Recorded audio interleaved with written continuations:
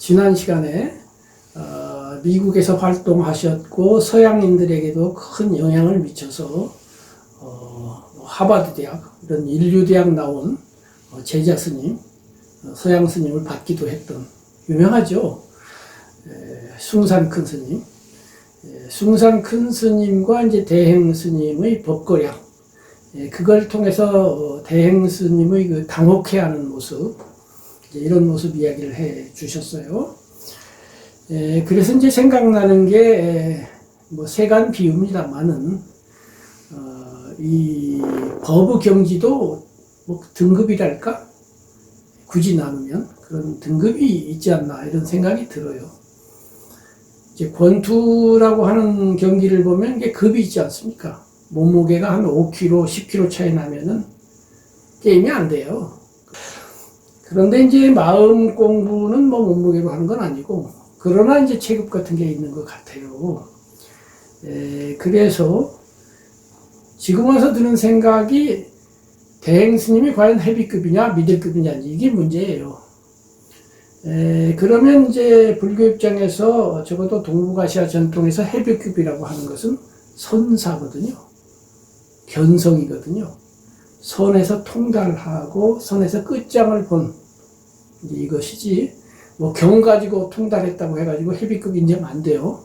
또 율 가지고 평생 잘 지켰다고 해도 잘해야 미들급밖에 인정이 안 된단 말이에요. 요즘은 이제 대행 스님이 지난번 이야기로 보면은 헤비급 선수하고 만나서 좀 잘 안 됐다 이런 얘기예요.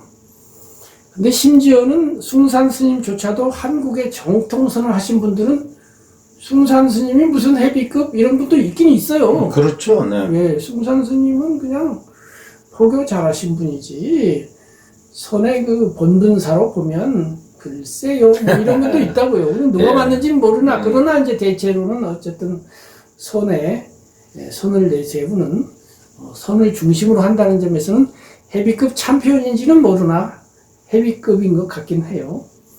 그래서 저희가 모실 때 대행 스님이 막강한 카리스마를 가지고 있었고, 또 법거량을 하러 오는 사람들이 가끔 있어요. 선사는 아니야. 근데 어떤 스님이라든가 이런 분들이 와가지고 스님한테 맞대기를 하는 거죠. 스님한테 처음부터 머리를 조아리고 배우겠습니다 이거 아니고, 당신이 당신이면 나도 나야, 한번 붙어보자고, 이런 사람이 있다고요. 그러면 대행 스님이 딱 제압을 해버린단 말이에요. 그런 때 보면 헤비급 같이 보이거든요. 이와 관련해서 대행 스님의 실제적 경지라는 거죠. 말 말고 그런 법거량에서 나타난 대행 스님의 진면목이 어디까지냐, 이걸 한번 따져봐야 되는데, 그거에 관해서 해 주실 말씀, 또 보신 장면 이런 게 있으면 이야기해 주세요. 예. 우선 이제 대행 스님과 소위 말하는 선사들과는 그 공부의 방향도 그 원초적으로 다르고, 또 스스로 체득한 이 내용도 이렇게 사실 맞출 수가 없습니다. 워낙 궤가 다르기 때문에.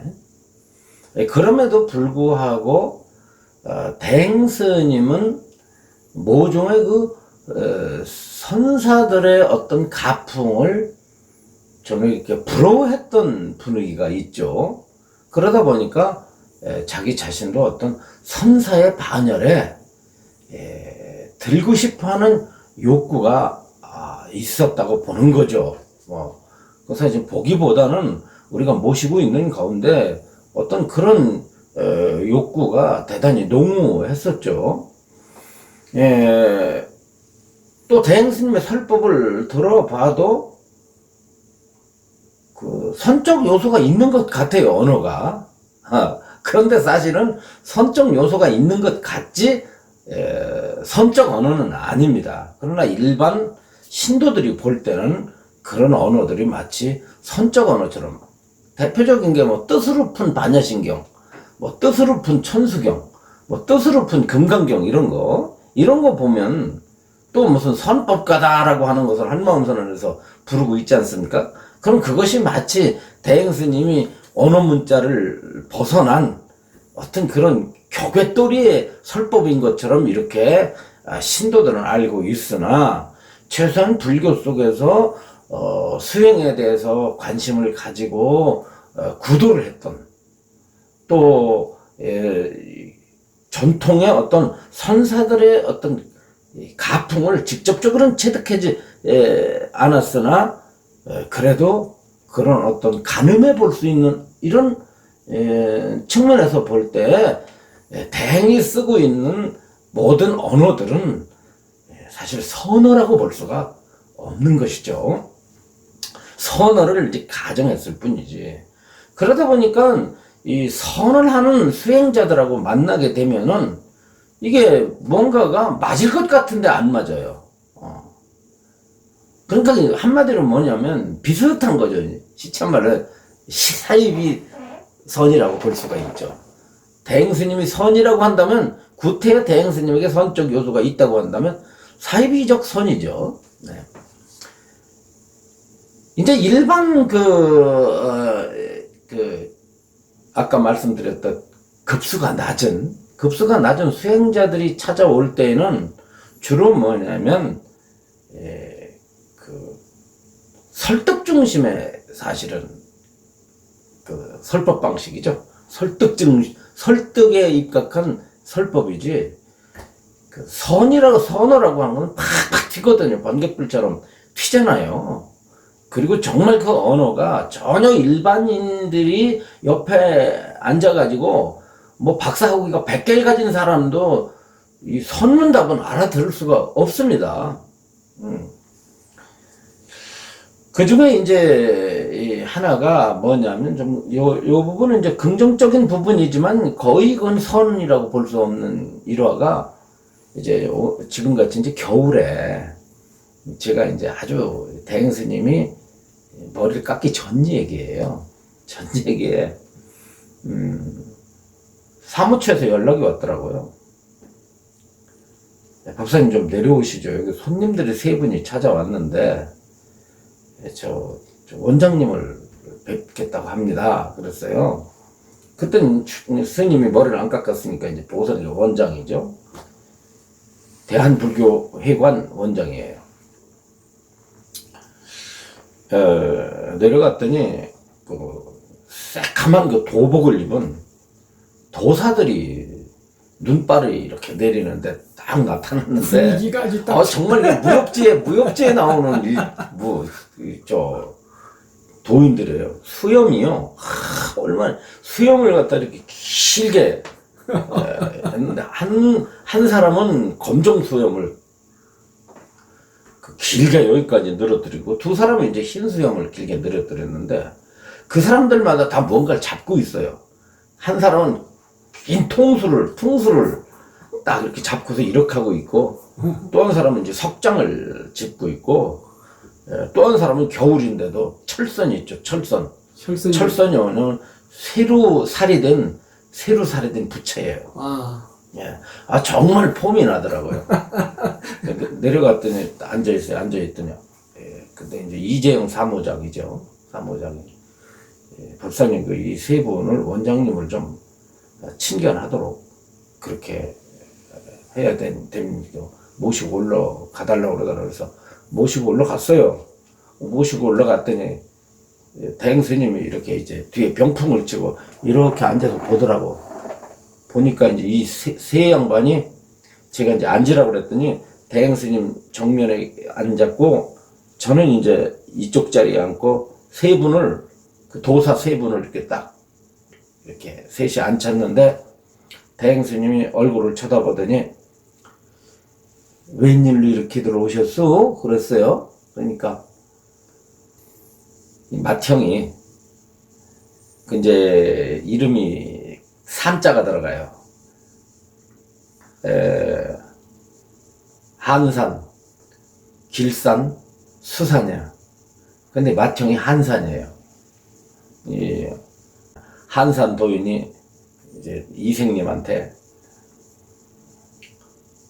보안이 물으려고 했으나 공부커녕 공부 근처도 간 것 같지 않으니 그냥 차나 한 잔 마시고 가겠습니다. 딱 그랬어요. 그러니까 이제 대행 스님을 완전히 이제 이렇게 깔아 뭉개는 거죠. 대행왈. 뭐라 그러냐면 이제 그때 이생보살이죠. 이생왈. 근데 그렇게 다니시니 개구리탕은 해 드셔보셨어? 이렇게 물으니까 개구리탕 먹어봤지? 그럼 뱀탕은요? 이렇게 이제 이생님이 물으니까 한산이 뱀탕 안 먹고 돌아다니는 사람 있나? 대행이 곱집어 묻습니다. 그럼 용탕도 해 잡숴 보셨겠구려? 그러니까 용탕이야 진즉이 먹었지. 딱 그랬어요. 용탕 뭐. 그런데 대행 스님이 느닷없이 손바닥으로 다 법탁을 탁 치는 거예요. 딱 치면서 하는 말이 당장 만들어 보시오 그랬어요. 대행이. 느닷없이 그냥 일격을 한 거죠. 아무 소리. 셋이 아무 소리를 못하는 거예요. 아무 소리를 못할 수밖에 없는 것이 사실 이 도인들은 불교 도인이 아니에요. 이 단군교 도인들입니다. 단군교 도인들이 선에 대해서 뭘 알겠어요. 사실은 말을 못하죠. 말을 못하니까 대행스님 나보고 하는 말이 저 밑에 방 하나 있지? 그 방에 불 좀 넣어서 스님들 그쪽으로 모셔라. 이래가지고 제가 나오시라고 그래서 밑에 방으로 안내해가지고 거기서 그 양반들이 한 달 정도 머물다 갔어요. 갔는데 저녁 공양이 돼가지고 그 세 분이 앉아 계신 방문을 열면서 공양들 하십시오. 그리고 딱 들어갔더니 세 사람이 얼떨떨한지 당해서 그런지 방석을 가지고 앉아가지고 이러고 앉아가지고 셋이 똑같이 이러고 앉아가지고 꿀먹은 벙어리들 마냥 가만히 있더라고요. 그러다가 그대로 그냥 객승이 돼가지고 한 달 정도 겨울에서 머물다 갔죠. 그래서 이제 지금 와서 생각하니까 대행 스님에게 언어가 지금 용어가 이제 뭐 개구리탕, 뱀탕, 용탕 해서 뭔가 해 먹지 않습니까? 이게 이제 선적인 것 같지만은 실제 대행 스님의 특유의 용이거든요. 용이라는 게 뭐냐면 그 뭔가 불가사의한 뭐 엄청난 능력 아닙니까? 이게 벌써. 그러니까 이 정신계, 영계, 보이지 않는 세계에 대한 어떤 무한한 능력 중심의 언어 아닙니까? 이게 뭘 해먹는다. 뭐 개구리탕 해먹었냐? 뭐 뱀탕 해먹었냐? 용탕 해먹었냐? 이런 것이 자구적이잖아요. 뭔가. 그러니까 이것은 이런 질문 자체는 신도들이 볼 때는 뭐 무슨 엄청난 선적 용어 같지만 우리들이 바라볼 땐 결과적으로는 뭐냐면 어떤 대행 스님의 그 어떤 그 정신적 능력, 능력 중심의 어떤 대화라고 볼 수가 있죠. 그렇기 때문에 불교식으로 말하면 초기 불교식으로 말하면 이제 유의죠. 유의. 행위가 있다 유의인데 그 유의라는 것이 오온에서 행, 12인연에서 행이잖아요. 형성된 것, 조작된 것 이런 거잖아요. 근데 열반은 형성된 것이나 조작된 것이 아니잖아요. 무의잖아요. 대행 스님은 그 유의 세계 안에서 시작하고 끝나지 그 형성을 그치거나 그 형성이 문제라거나 그거 안 해요. 그래서 아무리 뭐 용돌이를 해가지고 뭐가 잘 되고 해봐야 그게 다 중생계 안에서의 노름이지 불세계하고는 아무 관련이 없지 않습니까? 그 기초를 모르시잖아요. 그래 이제 주로 선적인 용어에서 선사들은 그 근본체를 꿰뚫지 않습니까? 바탕을 꿰뚫는다는 얘기죠. 이게 언어 이전에 어떤 방금 말씀하셨던 어떤 정신작용, 어떤 씀씀이 제 아무리 하늘을 쓰고 도리지를 하고 말이죠. 어? 삼천 대천세계를 뭐 한 찰나에 오고 감이 없이 오고 간다는 둥, 뭐 이 오른손으로 태양을 잡고 왼손으로 뭐 달을 잡고 한 걸음 뛰니까 삼천 대천세계가 움직이고 한 생각에 무슨 뭐 오고 감이 없이 오고 가고 뭐 이런 모든 것이 다 보니까 댓글에 보니까 이런 얘기다. 뭐 찰나지간에 뭐 한 생각으로 일체 중생에게 공양하고 일체 모든 보살들에게 공양하며 그러면서도 한 바 없이 하며 일체 조상이 어쩌고 막 이런 시쳇말로 객다구니 소리들을 잠깐 늘어놓는 거예요. 그런 거하고는 선적 세계하고는 아무 관련 없잖아요. 다 도깨비 노름 아닙니까? 아시다시피 그거는 서로 수행을 해가지고 우주법계의 중생들을 한순간에 전부 다 제도를 해가지고 그들을 갖다 부처를 이루게 한다 할지라도 이것은 환과 같고 꿈과 같고 신기루 같은 거 아닙니까? 조작법 아니에요. 선은 그것을 넘어서는데 선 이전에 금강경 자체에서 벌써 그렇죠. 넘어섰잖아요. 예. 교지만. 예. 그런데 이게 대행 스님의 설법은 거의 그런 식으로 이루어져 있고, 이 근본 언어를 떠난, 언어 분별을 떠난 어떤 언어 분별을 떠난 엄청난 능력의 세계를 말하는 거지. 그러니까 중생들이 감히 생각할 수 없는 어떤 불가사의한 세계를 대행스님은 말도 할 수 없고 생각으로도 알 수 없는 것으로서만 이렇게 표현하려고 했지. 깨달음의 경지, 열반의 경지라고 대도를 깨달은 경지는 그야말로 그런 자부의적인 그런 능력들이 모조리 다 그것이 쓸 자리가 없다는 사실을 이게 철저하게 가르치고 있거든요. 그런 면에서 아까 같은 그런 세 명의 단군교 도인들하고는 대화가 돼요. 그런 식으로. 대화가 될 뿐이 아니라 제압을 하죠. 그렇죠. 제압을 하죠. 능력자니까 제압을 하죠. 그런데 이제 임자를 만나게 되는 거죠. 그 중에 하나가 먼저 번 말씀드렸던 숭산과의 대답도 사실은 그 숭산이 대행스님한테 덕이 많다라고 하고 화계사로 돌아가신 그것도 이제 거기서 나온 건데, 자, 지금 이와 같은 일화, 방금 단군교의 3명의 그 도인들과 대비되는 인물이 이 법회 도중에 나타나죠. 그 어느 날 이제 정기법회 때 대행스님이 이제 상단에서 법상에서 설법을 하는데, 웬 수자가 참선을 하는 수자, 화두를 이제 참고하는 수자가 대법당에 들어와서 대행스님이 설법을 하려고 법정에 올라서 잠시 뭐를 합니까? 설법하기 전에 입정을 하지 않습니까? 입정이 딱 끝나자마자 좀 덩치가 큰 아주 고집스럽게 생긴 수자가 비구스님이 벌떡 일어났습니다. 벌떡 일어나서 큰 소리로 대행이여, 부처님 모신 법당에서 바로 이르시오. 본분사를 마쳤는가?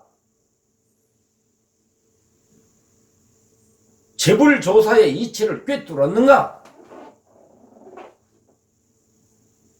이 자리에서 분명히 이르시오. 딱 그랬어요. 대행이 뭐라고 대답했느냐면 특유의 둘이 아닌 법문. 스님이 깨달았다고 한다면 나도 깨달은 거고, 스님이 깨닫지 못했다고 한다면 나도 깨닫지 못한 것이죠. 딱 그랬어요. 그러니까 비구가 더 큰 소리로 허허, 내 질문을 못 알아들었는가? 본분사를 마쳤는가 마치지 못했는가 둘 중에 하나다. 그건 무슨 설명이 필요한가? 다시 묻겠다. 본분사를 마쳤는가 마치지 못했는가? 우물우물 당연해야 합니다. 근데 법당에 누가 앉아 있습니까? 대행스님을 부처님처럼 보고 있는 신도들은 그런 풍경을 처음 보거든요. 그런 풍경은 뭘로 보느냐 하면은 법거량 자체가 처음 있는 일이고 보니까 저 사람은 대행스님을 공격하기 위해서 온 사람, 저 사람은 무식하고 예의범절 모르는 아주 잘못된 중, 이걸로 보는 거죠. 못된 중으로 보는 거예요. 김 선생님도 아시다시피 이 서운의 법거량이라는 것은 인정사정 보지 않지 않습니까? 네? 스승의 권좌도 막 뺐잖아요. 뭐. 스승을 법상에서 밀어 가지고 내려뜨리기도 하고 방석을 빼가지고 바깥으로 던지기도 하고 말이죠. 더러는 스승의 뺨도 때리지 않습니까? 예? 이런 법거량인데 이 스님은 법거량을 하고 온 거예요. 온 건데 말이 안 통하죠. 말이 안 통한 신도들이 웅성웅성 하더니 잘 아실 겁니다. 김모라고 하는 거사, 대행스님이 그림자 노릇을 했던 김모 거사와 그 추종자들이 일어나가지고 스님을 멱살을 딱 잡아가지고서 주먹으로다가 머리통을 막 때리면서 끌어냈습니다. 이 스님은 두드려 맞고서 한마음선언 밖으로 내쫓겼어요. 이것이 뭡니까? 자, 우리가 상식적으로 생각을 해보는 거예요. 대행스님이 하남선사로부터 인가를 받았다면서요. 아니, 하남선을 이어받았어, 대행이. 그러면 그 법거량이 그렇게 뭐 심도 있는 법거량도 아니에요. 본분사를 마쳤는가 마치지 못했는가 둘 중에 하나예요. 자신 있게 나는 본분사를 마쳤다라고 하든지 아니면 나는 공부하는 중이라고 말을 하든지 둘 중에 하나 택해서 말해야 될 거 아니에요. 그게 정직성 아니에요. 우물우물한다. 그래서 신도들이 멱살 잡고 끌고 나가면서 머리를 갖다 주먹으로 때리는데도 법상에서 그걸 들여다보고 있다. 이것은 불지에 다다랐다고 하는 수행자가 보일 수 있는 언어와 태도가 아니다. 자, 다시 아까 얘기로 들어가서 하남 큰스님 같으신 분으로부터 그렇게 선법을 이어받았다고 대행이 가정한다고 한다면 기라성 같은 수자들과 제방 수행자들이 이미 소문이 돌아가지고 한마음선언의 대행은 하남의 법제자고 하나로부터 인가받았다는 사실이 불교의 전반에 다 퍼지게 돼 있습니다. 그런데 우리가 한 대행스님을 모시고 있을 때나 지금이나 한마음 요전에 대행스님이 하남스님의 법을 받았다라고 이 자체에서만 나와 있고 한마음 선언에서만 떠들지 불교계 누가 대행스님을 선사라고 인정합니까? 한국 불교에 보이지 않는 수자들이 토굴 속에서 참 지금 이 순간에도 생사 문제를 해결하기 위해서 불철주야 수행하는 납자들이, 수자들이 누가 대행에 대해서 관심을 갖습니까? 대행이 인가받은 것에 대해서 누가 거론합니까? 여태까지 대행이 하나로부터 인가를 받은 인물이라고 하는 사실을 그 누구로부터도 들은 적이 없고 그 누구도 인정하지 않습니다. 그렇게 사실이라고 한다면 한마음 선언에 수많은 납자들이 드나들면서 대행선을 참고할 거예요, 아마. 그리고 툭 하면은 한마음 선언 대행스님은 사자새끼를 기른다. 툭 하면 그랬어요. 사자새끼를 기른다고. 이 사자새끼 기른다는 말은 누가 애초에 했느냐면 임재선사가 했죠. 사자꿀에 여우새끼 발자취 끊긴다라고 해가지고 나는 사자새끼만 상대하지 여우새끼들은 상대하지 않는다고 했어요. 거기에 영향을 받아서 대행스님은 툭하면 나는 사자새끼 기른다고 그랬어. 그럼 오늘날 한마음선언에 스님들 가운데 사자새끼가 나와가지고 설법합니까? 선설법합니까?